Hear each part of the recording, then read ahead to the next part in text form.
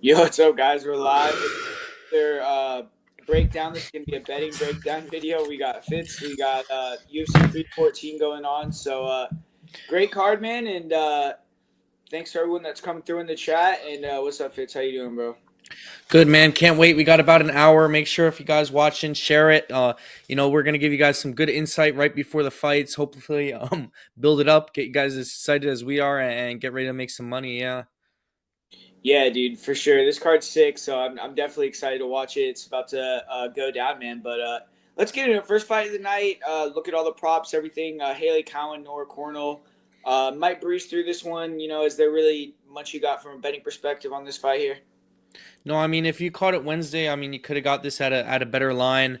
Price has really gone up despite Nora missing weight. I still think she coasts to a decision here. I think she just is a lot more of a dangerous fighter. She's the one who's going to be doing all the damage here. A lot more fluid on the feet. If Cowan wins, it's probably going to be holding her against the fence and a lot of control. Maybe Cowan with the time off has made some big improvements. I don't think so, but the line is too high for my liking now. If anything, I think it's you got to be on the dog. Yeah, I agree. I mean, to me, this is a pass. I don't think we could spend too much time on this one. I mean, Cowan, long time off. Nora Cornell, miss weight. Even in her one win versus Melissa Mullins, I mean, she was losing the majority of that fight, and then Mullins gassed out. She finished her. So I get her last fight was close. Low volume striking fight, but any girl that has wrestling potential versus Nora, I think it's hard to be confident in her. And when she's at minus 250, I think you could just totally pass the fight, especially because Cowan, you don't really know what you're getting out of her. So, but I think it's Cowan or pass because honestly, no, I don't think she's 80% or better at all. I mean, I feel like Cowan is the more athletic girl and stronger. So if Cornell slows down, she could just control her, but she's probably not going to do a lot of damage, like Fitz said. I think Cornell is clearly the better striker. She's been more active, so kind of got to lean with her. But yeah, I don't agree with the price though. But yeah, man. Next fight we got Marco Tulio versus Trayshawn Gore, and yeah, like you're showing, this line kind of plummeted for Tulio, where minus 355 now he's almost at minus 600, man, minus 550. So the money line, I mean, you think that's pretty much dead from a betting perspective there? I mean, I don't. I don't know as about dead because some people like to parlay big favorites up, and I think Tulio is going to be one of my more confident picks. I personally don't like it. I liked it where it was right about. I'm liking a lot more of these lines on Wednesday, so make sure you catch those early streams. But yeah, it's high. Maybe let's try to dig into some props here. I don't Yeah, hate the over 1.5 round minus 143. Um, I think this could definitely go over a round and a half. yeah. To me, I mean, I agree. I think it could. Like, I'm more leaning towards Tulio round two, round three props. It's kind of what I like. Just because, man, it's like over round and a half. It's not plus money, and I think you're gonna be fucking nervous the whole Sweating, yeah. time. So it's like you could cash it, but I think that's the value side if you want to go over under. But I like round two, round three. I mean, I got Tulio round two at plus 500. So now you're seeing that line's at little lower, but yeah, I just round three. I don't know if it's gonna get there. Honestly, I kind of feel like it'll be the second round. But Gore, he comes out hard in round one. He has that guillotine. I mean, maybe hedge with Gore by sub at plus 1600. I mean, I don't think it's a terrible bet when you see him get back to back submission wins. But more than likely, I think we're both leaning Tulio. And you think it's going to be a knockout, or you kind of don't know what the I finishing is think I going to think be? he's gonna sleep him. I mean that's what I'd say. I'm going knockout. Yeah, man. So that's kind of what I'm thinking. But yeah, we got Sumandarji versus Mitch Raposo, and gave this fight out earlier in the week as the underdog of the week for Mitch Raposo, and I think he was at plus 180 when I put that video out, and he was even at plus 250 at one point earlier in the week, and now he is priced at plus 124. So, man, he's definitely came down price wise. I feel like this fight should be close to a pick 'em where it is, maybe even a little value still in Raposo, but yeah, what do you think about this one ultimately, Fitz? I know you're kind of going back and forth earlier.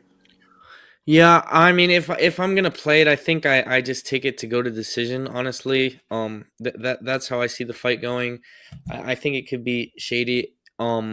Either way, it could be a very close fight. I said I want to see the face off, and I mean, Sue looked huge. Mitch is just not a big guy. It's tough. He's a really talented fighter, but there's definitely some uh physical limitations, to his ability. Just being, he's going to be smaller than every guy he fights, but we'll see if he can overcome that.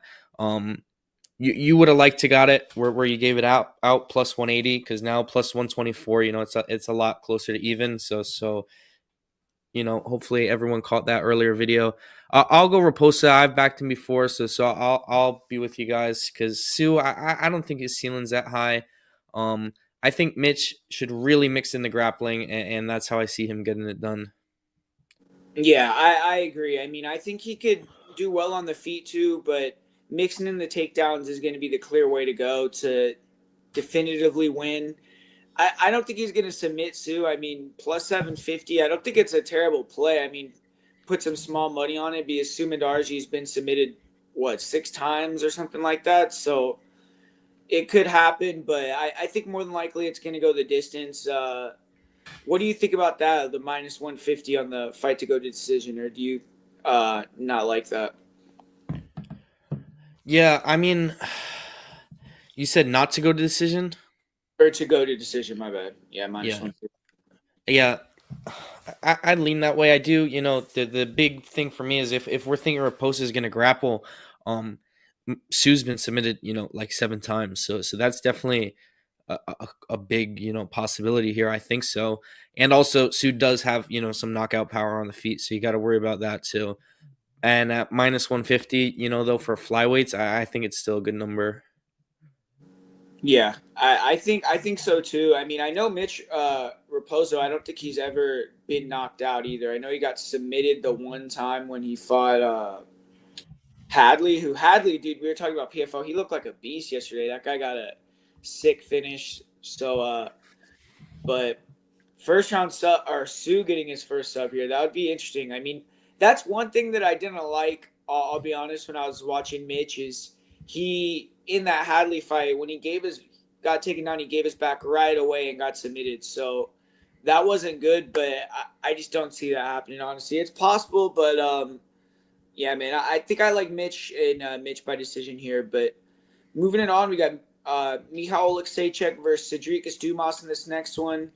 And yeah, man, this is an interesting fight because I know some people are on the angle of Dumas maybe hitting some takedowns and being able to make it close, but I still like Michał by knockout, man. I just feel like he's going to be able to keep this standing. I went and looked at the guys that really took him down. I mean, I think it's a little bit overblown, his wrestling defense, because Jimmy Crute took him down. He was like a big 205er with good wrestling. He got taken down a lot by Kyle Barallo, but that dude's a beast. So Kevin Holland, he knocked him down and then got submitted. And there hasn't been a lot of fights where guys have just taken down Oleksiejczuk more than one time. I know he's got taken down and submitted in a couple of fights, but Dumas, I don't think is going to take him down one time and finish him. So Dumas maybe could get a takedown or two. I don't think it's going to lead to anything, and I think Oleksiejczuk is going to melt him and get him out of there, man. But yeah, what do you think about it?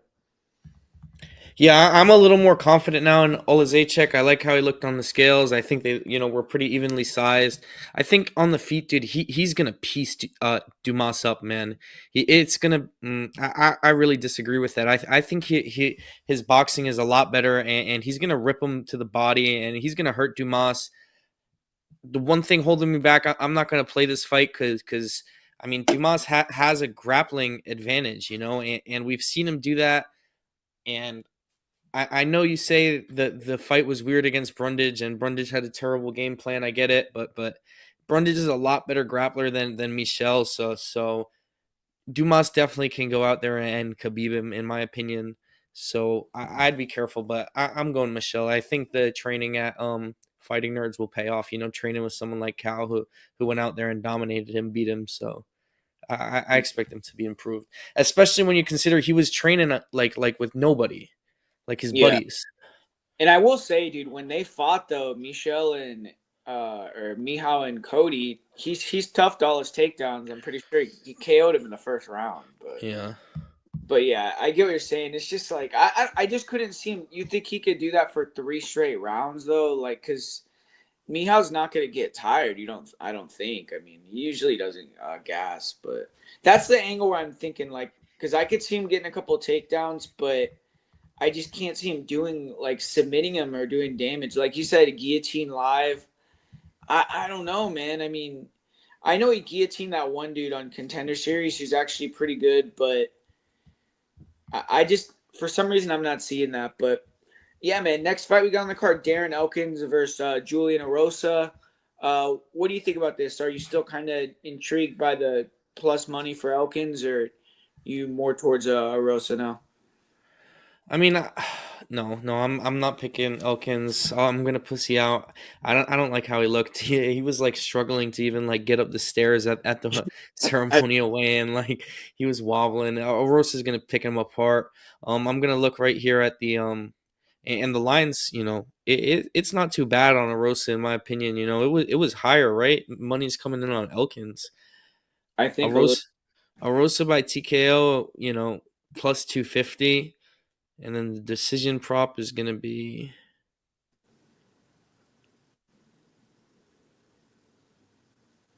Uh, a roast plus 200. Yeah. So I'd be between these two.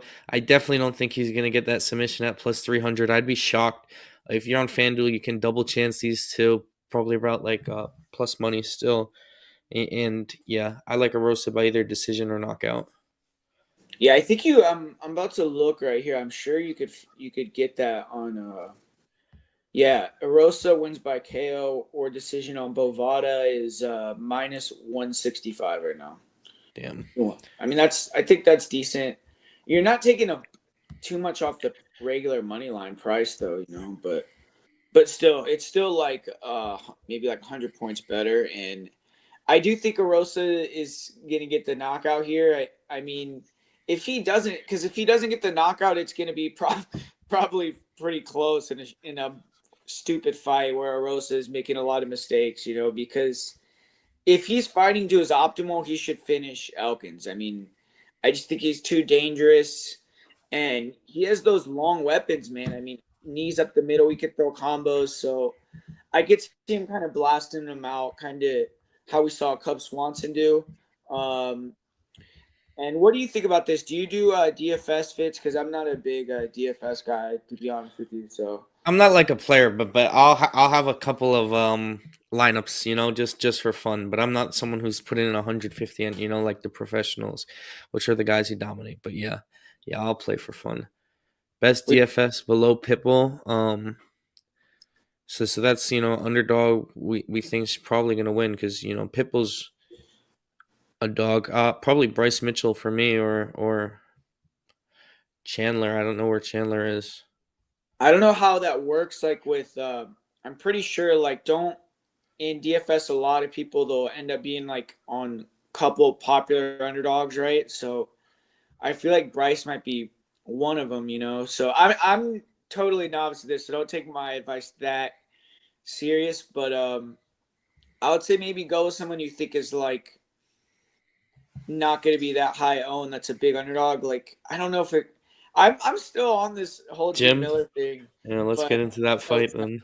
I know it's not gonna. I don't know. I'm not It gonna say it's could. not gonna happen, but I'm still like, dude. I played his first round props, and I just think there's a small possibility here of him getting the job done. I mean, I hit a couple plus 550 plays yesterday, so feeling kind of good about it. And man, I just feel like Jim Miller versus Chase Hooper. I think Chase Hooper is getting a lot of hype off his recent wins, and he looked good. Obviously, he's dominated, but Jim Miller also beat Clay Guida in the first round years before Chase Hooper did when he was a better fighter. And then I don't think Slava Borshov is that good. I mean, the guy's going to war with that fat Mexican dude. I don't even remember what the fuck his name is on short notice. It's like I think Slava has a really bad chin, which Chase Super dropped him. I think it's pretty obvious that his chin isn't the greatest. If Chase Super goes out there and knocks down Jim Miller with punches on the feet, I would be pretty shocked. I mean, who have we seen really hurt Jim Miller with strikes that are punches? I mean, maybe he's got it knocked out with like a knee or a head kick or something, but he's been finished with strikes, I think, only once or twice in his whole career. And I'm worried about the gas tank. That's the thing. I think he could get tired and then Chase Super could finish him or take over the fight. But when they're fresh, I feel like he's the way better striker. I mean, he's going to be landing leg kicks. He could land a big punch. The guillotine is always there if Hooper's panic shooting on him and he has a long neck. I mean, he could definitely grab that neck, dude. And hey, if it gets out the first round and Hooper kind of mauls him, then it is what it is. You know, I think this fight doesn't go to decision. Minus 250 is a good parlay piece because I think Chase Hooper will finish him if Miller can't get it done early. And you know, with Jim Miller, he's a guy that's going to go out there, he's going to shoot a shot in, and he's going to try to get the stoppage. So if he doesn't finish, I don't think he's going to have like a full gas tank to go all 3 rounds. So yeah, man, I think Jim Miller first round or probably Chase Super takes over, but I'm leaning with Jim Miller, man. What do you think about it, Fitz? Yeah, gotta respect the pick. Jim Miller's Yeah, legend from New Jersey, but I mean, you said it, dude. I see him mauling here personally. Um, I think Hooper is gonna maul him inside the distance. Good shout.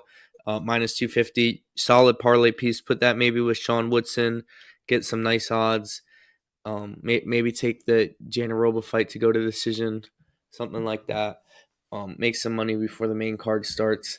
But yeah, I think sadly, Jim Miller, as much as I would love to ride the pick with you, I think that Chase Hooper but is I gonna mean, maul him. what do you think, Tristan? You think Alexander Hernandez versus Chase Hooper is in a like he could? I think that's a good fight. I don't know. I don't think that's that bad of a loss. But There's a lot of hype on Hooper right now because I wouldn't say he just walks through Alexander Hernandez. He might if he's as good as some people think he is. yeah, Yeah, I think this I money line is insane. I mean, he's like the biggest favorite ever against Jim Miller in the history of his career, dude. It's like that's pretty good, crazy. But yeah, what are the just right before we go because he said he likes. What are the lines there on the 2-3 for Hooper to win in round 2 or round 3? Because I know round 1 for Miller was I got a really good price. Yeah, yeah, plus 320, plus 550. I don't mind that at all, dude. I kind of like the plus 550 round 3. You know, I think there's a decent possibility.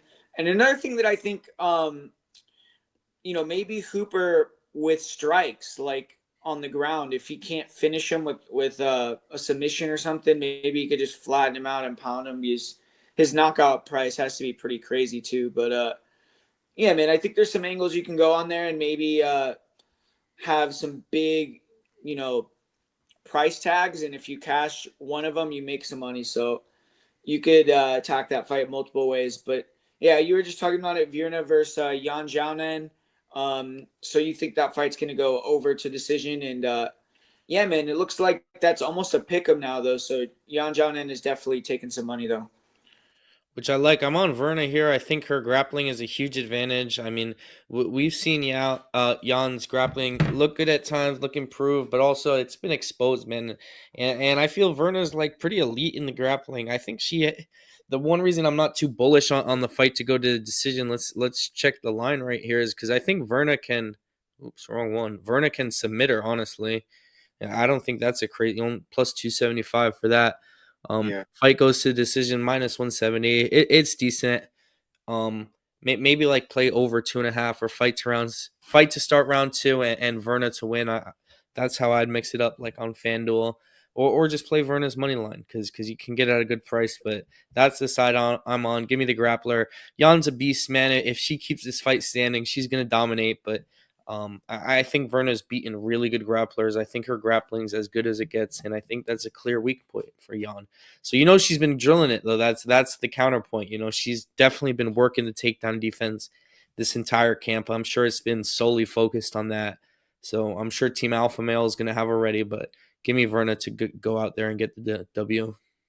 No, yeah, I mean, you could tell. I mean, with their fight with Tabitha Ricci, I don't think she got taken down. Maybe one time she got taken down, but she's definitely getting better with their takedown defense, and I think she's has a good sprawl, like strong hips. But Virna's gonna put her in the clinch, man, and it takes too long to learn all those trips and judo and that type of stuff, and she's just gonna be able to take her down eventually with upper body takedowns. I feel like, and on top, she's just gonna have a big advantage. And the thing that I like about Virna is she just has a chin and she's willing to make it wild on the feet to close the distance, which a lot of girls when they fight Jan Jana and closing the distance is the hardest thing. And I think Virna is gonna be willing to take some damage to get her game going. So Jan, I think, is gonna have to catch her and hurt her while she's trying to close the distance, and it's going to be hard because I don't think anyone's ever finished Virna with strikes. So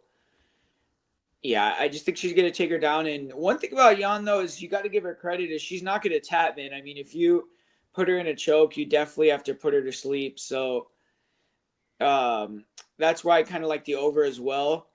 But she could, get an arm lock or something like that and get her out of there. But yeah, I like Virna also in that fight.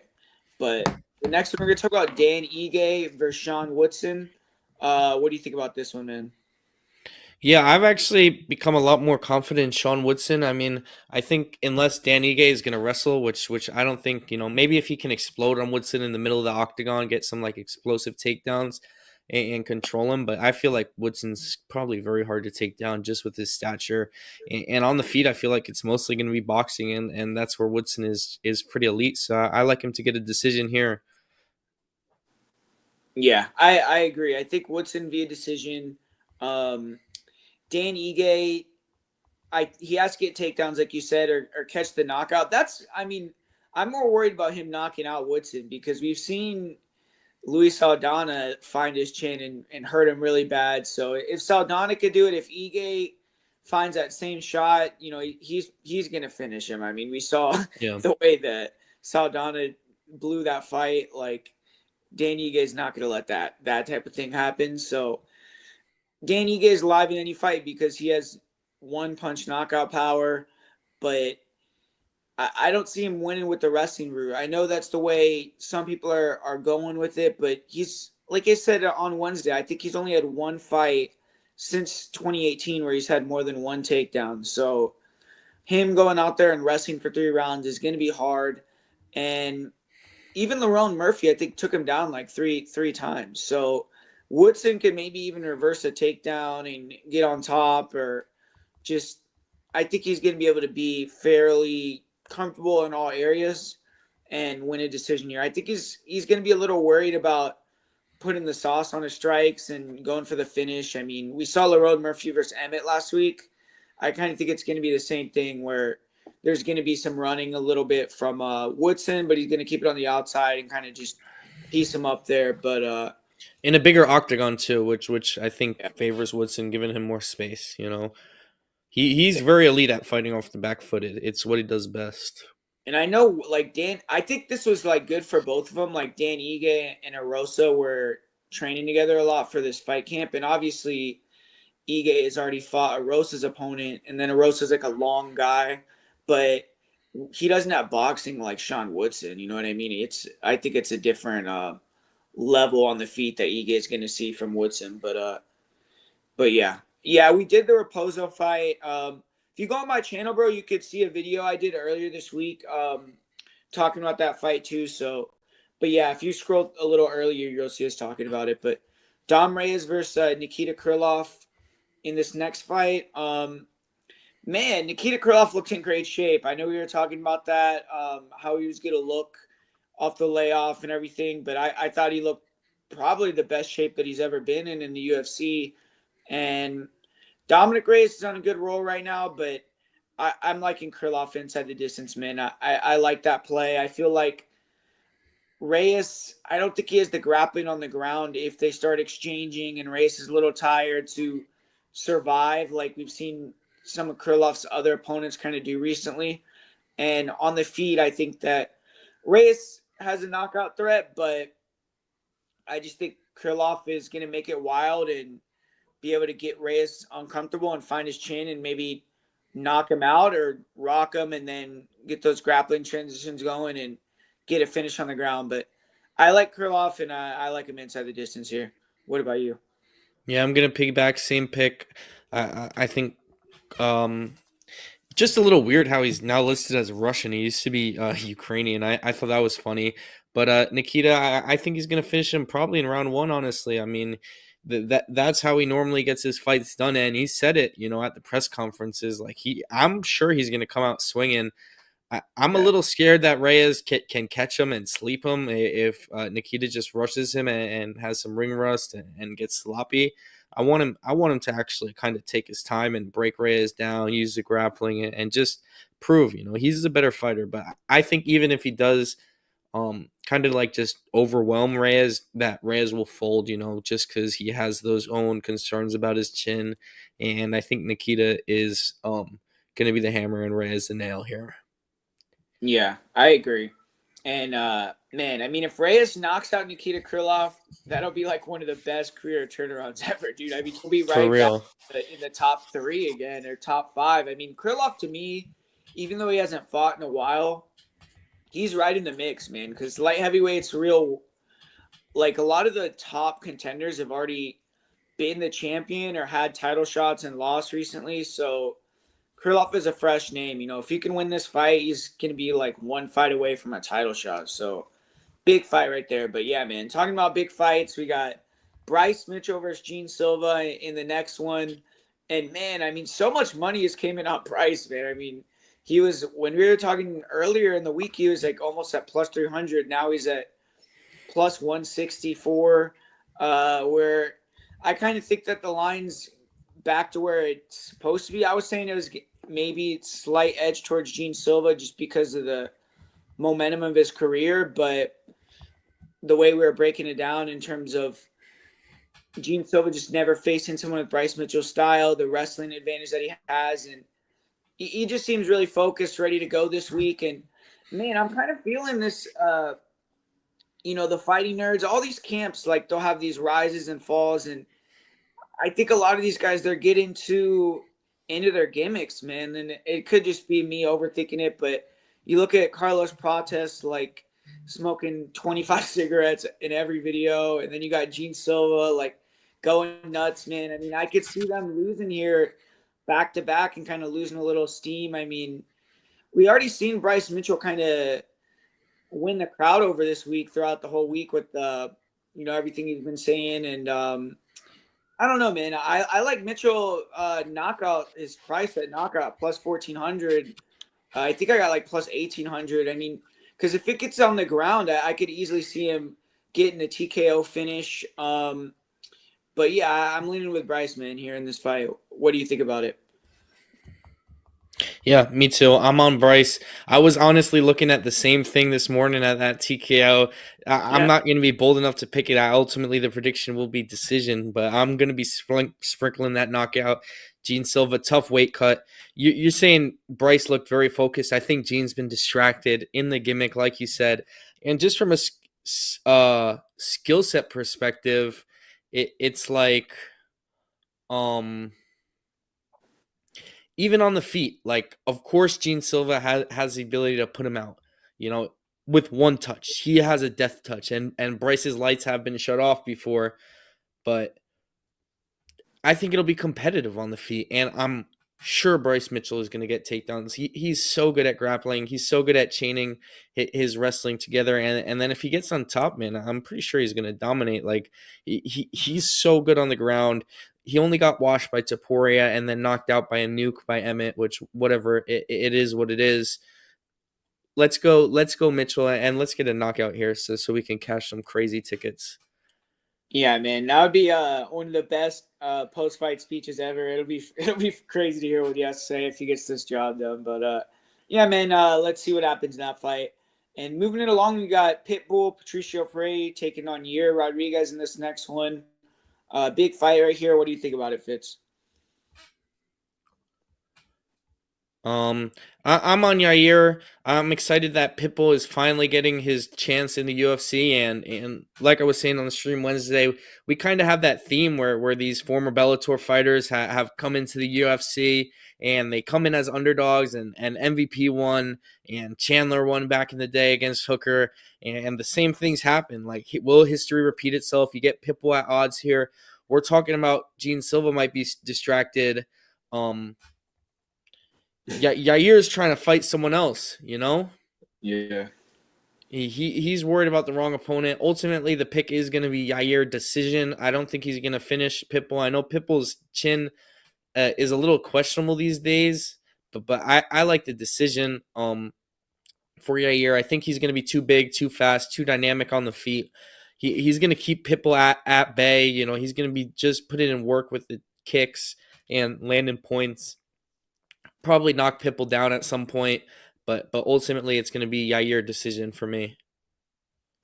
Yeah, I like Yair too, man. I get people talking about leaning with Pitbull here, but I just think it's too late in his career, man. I always used to bet on Pitbull in a lot of big fights that he had. I remember betting on him against Chandler. He was like plus 300 underdog. But like I said earlier, I think he's good. He's better versus wrestlers where people have to come to him. He's good counter striker, but closing that gap, being what 5'4", 5'5" against Yair is going to be hard. And Yair's not going to be silly, man. He's going to stay on the outside. He's going to probe at him and try to pull him into the big strikes. He's probably going to be faster. Definitely going to have a lot more weapons. I mean, but if Pitbull wins, I think it's going to be inside the distance. So plus Agreed. 350 is a great price for that. I mean, if you like Pitbull, you could get a way better number. And because I just can't see him winning over 3 rounds. I think if he gets a takedown or starts snowballing in the fight, he'll be able to finish Rodriguez. Rodriguez tends to kind of quit a lot when adversity hits him bad in fights. But yeah, I kind of I like that. I like Yair's money line, and then I think you can maybe hedge with Pitbull inside the distance there. But yeah, man, that's gonna be a good one. If Pitbull wins, man, he could be fighting for the belt next. I mean, there's not really a lot Definitely. going on at 45. You know, I think if obviously, like you're saying, if Yair wins and Diego wins, I think that's the obvious fight that they're gonna do. But No, I don't know about that. I mean, I I don't think you think so. yeah. Maybe just to do if Diego wants to turn around quick. But I think if Mosar, they'll do I don't know, because Yair will probably sell more than Mosar.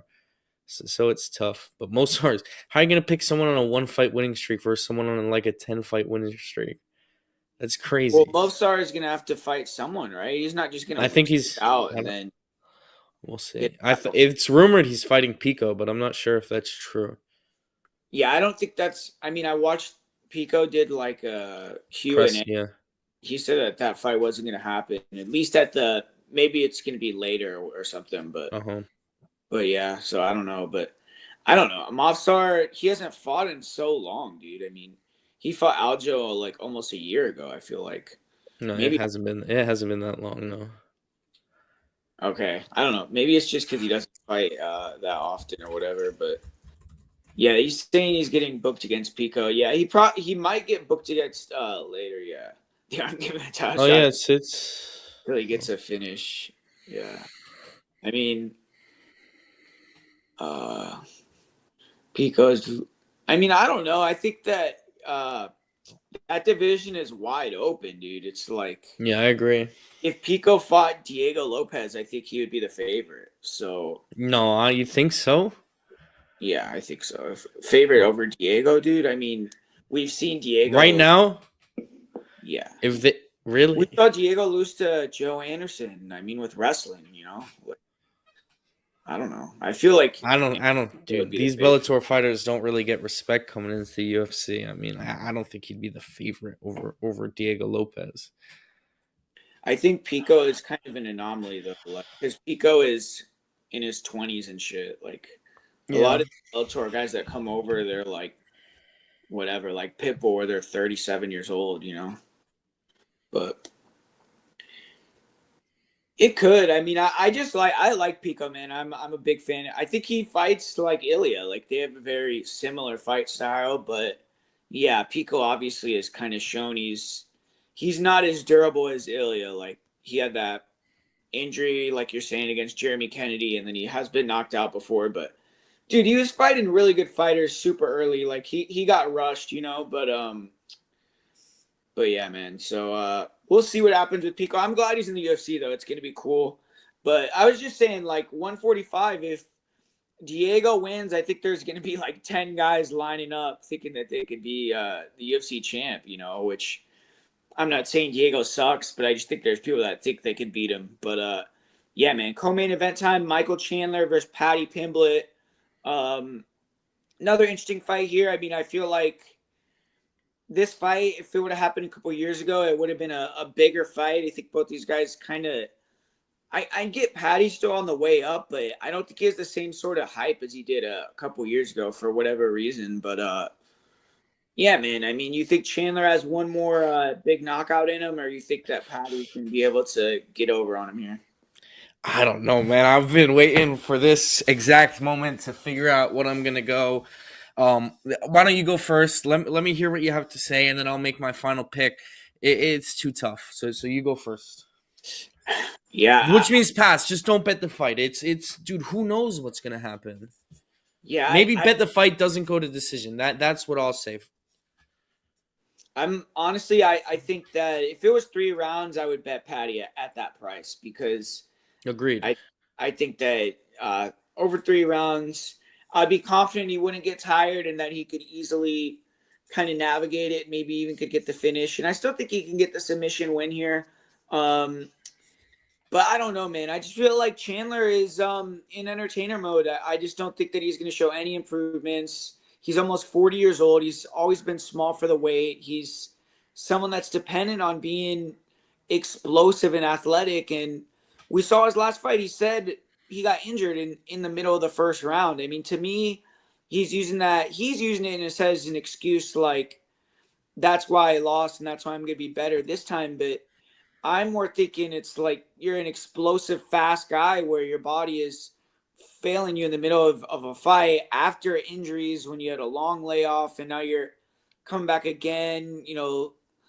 I don't think the layoff has been that bad this time, but still, I don't trust Chandler over 5 rounds at all. Like, if he was prime Chandler where I knew that he'd be 100% throughout the fight, could mix in the wrestling, has the power, yeah, I think he would be a clear favorite, but I just think Patty's going to be able to find a finish at some point or make it a really shitty. If this goes to decision, I think it's going to be a shit show fight where it's like, I don't think Chandler's. Is it possible for Chandler to be in a or bad fight? Is that I mean, how possible? could it go Is that five? possible? How is it going to go 5 rounds though? Like, That's I if don't it's a know. good fight, like I just Maybe it's just a war. Like if maybe they just stand and bang for 5 rounds. You never know. I mean, that'd be crazy. But yeah, I'm leaning the same thing. I think Patty's gonna get it done. At the weigh-in, it looked like they're the same size. Patty was barefoot. Chandler was in shoes and trying to make himself big. Patty's a lot bigger. I think the leg kick's gonna be a problem. We've seen that for Chandler. He's heavy on the lead leg. Don't forget what Primus did him back in the day.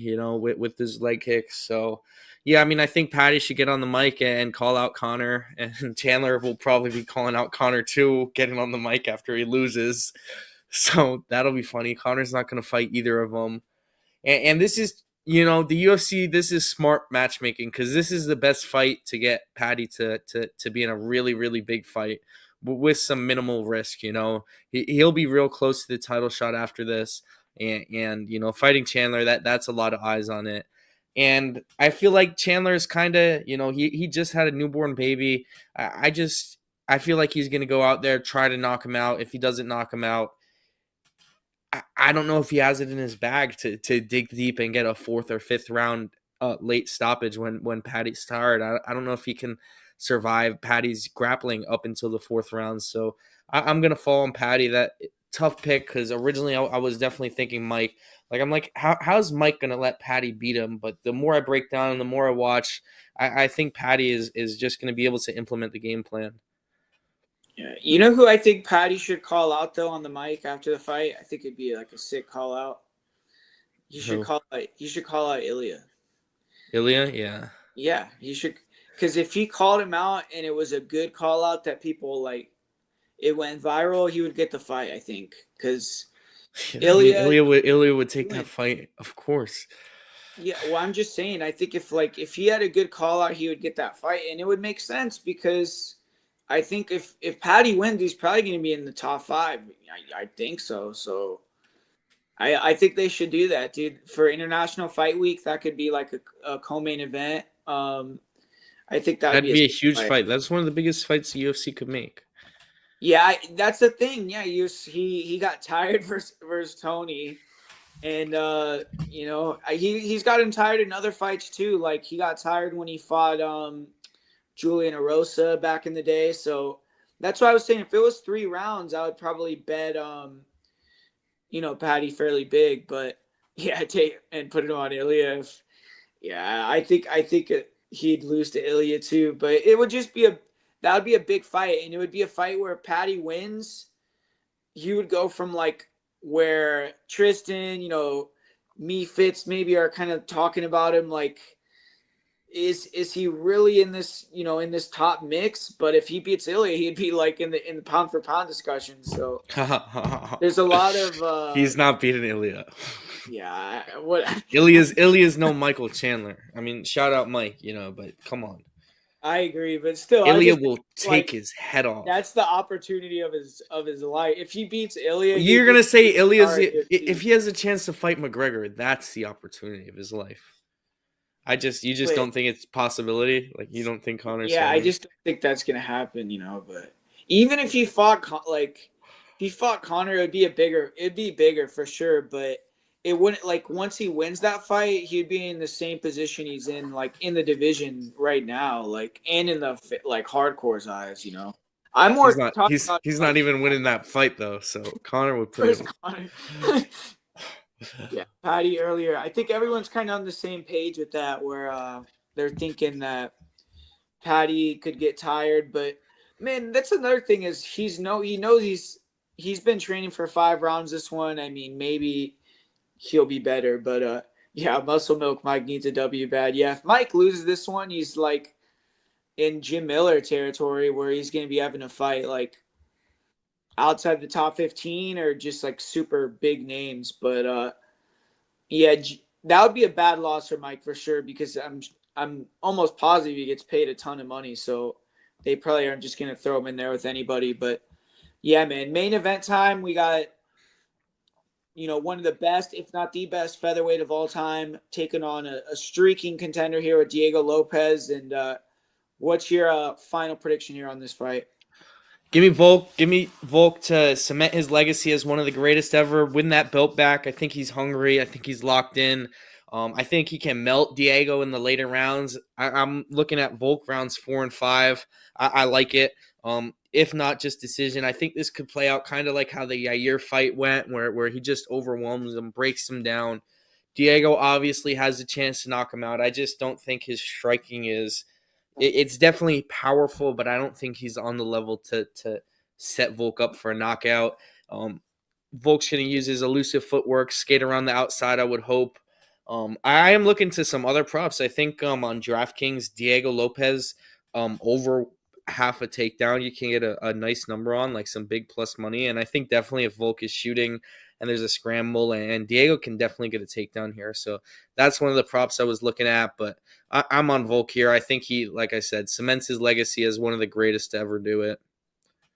Yeah, I'm still this fight. I just don't have a good read on it. So for me, I mean, maybe if I'm doing really good on the night, I'll throw some money on something, but probably going to pass this fight. But I'm still leaning with Diego Lopes, but it's just more of, I don't know. It's just me, a gut prediction here. I mean, like I said, I think that this fight, it's similar to Volkanovski versus Korean Zombie. If Korean Zombie was more in his prime, not washed up where Volkanovski fought him. But Volk did really good in that fight. And if he comes in, he's super sharp. He's going to be able to do well again. But man, I don't know what the stats are, but I bet you if you look at the percentage of, former champs that back-to-back losses, long layoffs coming back in a title fight, what percentage that they actually won, it's probably really low, but yeah. Some people on both sides in this fight for sure. It seems like a lot of these fights where it's like an old legend. There's clear ways that both people could win, so people end up on both sides. It's like a vitriolic fight where people are confident their person is gonna win. But yeah, for me, man, I don't have that confidence on either guy here. I mean, like you said, Diego and Yair were going at it, but I don't know. I feel like they're gonna be able to compartmentalize and lock in, But yeah, I guess I would say Diego by knockout, but I do think if it goes in the later rounds, I think Volkanovski could, maybe get a later round finish potentially. I mean, we've seen Diego Lopes get tired against a guy that was, called up on 10 hours notice. So Volka definitely potentially get him tired, man. I mean, yeah, he could. I could see him maybe trying to do that. Like, that's the one thing about Lopes is the guy gives up takedowns. He can be controlled, So if he can't get that submission, sometimes he's losing the fight. Like, He's not too easily controlled though. Like he's gonna be presenting danger from bottom. well, And he'll I let think himself like be in yeah. full guard, like where he's on his back. But because like when he was fighting Mofsar, I mean, you could argue he did more offense in that fight, but he still lost the decision. Yeah. Like, even though I don't know, I guess that fight, I saw some people that thought that Lopes won, but you're never gonna win like a fight like that off your back that many like that likely, But yeah, his uppercut, that's like his main weapon that he's got on these shorter guys too. But dude, the one submission that he got that was sick was versus fucking Tucker, dude, where he jumped that flying triangle. That was sweet with the way he got that. But yeah, man, you were saying Tulio, most confident pick. Um, yeah, It's gonna be Tulio probably for me, yeah. yeah, Or maybe Julian Arosa or Woodson. Those are, you know, I'd like those three in a parlay. That'll be my parlay. Arosa, or let me go Hooper, Woodson, and then Tulio. yeah. My most confident pick would be Tulio. Yeah, and I guess if I gave you a parlay, I mean, I think you could just hit with Tulio and Oleksiejczuk at -182. That's like almost plus money, I guess, probably. So, but yeah, I think there's a lot of like we've given a lot of props that could hit. Like, dude, I honestly think there's that Jan Janan fight plus 5,000 on the fight being a draw. You could maybe cash that today. I mean, that's very rare, but yeah, dude. I mean, the submissions Volk Survivor Ortega, like like you said, like it's going to be really hard for Diego to submit him, especially off of his back. So yeah, but man, I mean that's like a good reference point for that fight too. If you look at if he's inside of Diego's full guard, Diego could probably have a lot of success. So like even if he doesn't submit him, like maybe he could even win, like throwing up submissions off his back if he doesn't gas like Brian did. But it's like probably he'll get tired throwing up all those subs, man. But yeah, man, thanks for coming out and watching everybody. And if you want last thing to say, Fitz, before we get out of here. Yeah, just enjoy, guys. Check out the TikTok Fitzmagic MMA, and pretty much led you guys right up to the fight. So hope everyone was tuning in and is ready to go. Prelim's going to be starting in a few minutes here, and good luck. Hope you enjoy it. Going to be a sick. This main card is so stacked. Like all 5 fights, in my opinion, they're going to deliver. I can't wait. Enjoy it. Have some drinks. Call your buddies up and have a good time tonight. Yeah, man, for sure. Everyone have fun watching the fights. We're out, and thanks everyone for joining us. Peace. Oh yeah.